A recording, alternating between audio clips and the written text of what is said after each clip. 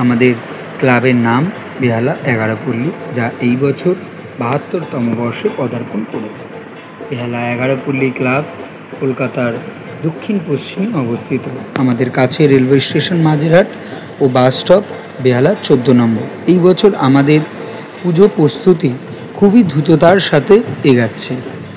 আমরা দর্শনার্থীদের দেখার সুযোগ করে দিতে পারব 22শে সেপ্টেম্বর বা 5ই আশ্বিন। এই বছর আমাদের সমগ্র পরিকল্পনায় রয়েছে বাপ্পা দত্ত ও মোহন মণ্ডল, প্রতিমা শিল্পী সমীর পাল, আলোকসজ্জায় সন্তু পাল, সভাপতি সমরেন্দ্রনাথ ঘোষ।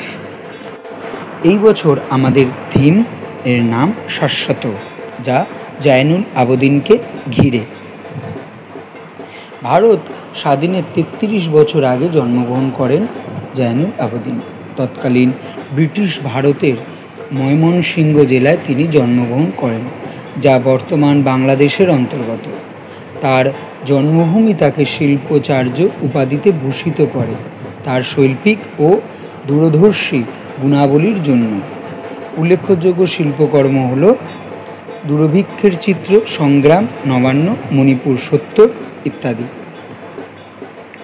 জয়নুল আবেদিনের জীবন দর্শন ও তার কাজের গুণাবলী স্বর্ণ অক্ষরে লিখলেও তা কম হবে, কারণ তার বাস্তবধর্মী চিত্রকর্ম বিশেষ করে দুর্ভিক্ষ ও গ্রাম জীবনের কথা বলে। তার চিত্রের মাধ্যম ছাড়াও তিনি সক্রিয়ভাবে বাংলা ভাষা আন্দোলন ও বাংলাদেশের স্বাধীনতা যুদ্ধ আন্দোলনের সাথে সরাসরিভাবে জড়িয়েছিলেন। তার কাজ ও তার সিদ্ধান্ত আমাদের শেখায় খারাপ সময় আসে, কিন্তু সেই খারাপ সময় কাটিয়ে ভালো সময়ের দিকে যেতে হয়। এই বছর বেহালা 11পল্লীতে আমরা তার জন্মে বর্ষের 110তম পালন করব। এছাড়াও দেবীরূপী মায়ের কাছে আর্জি জানাব, যারা ক্ষমতার বলে ইতিহাসের পাতা, ভাস্কর্য, স্থাপত্য ভেঙে তাদের লাভের জন্য নতুন ইতিহাস লিখতে চায়, যেমন জয়নুল আবেদিনের মূর্তি ভাঙা। এছাড়াও প্রচুর মূর্তি ভাঙা বা ভাস্কর্য ধ্বংস করা, তার বিরুদ্ধে দাঁড়িয়ে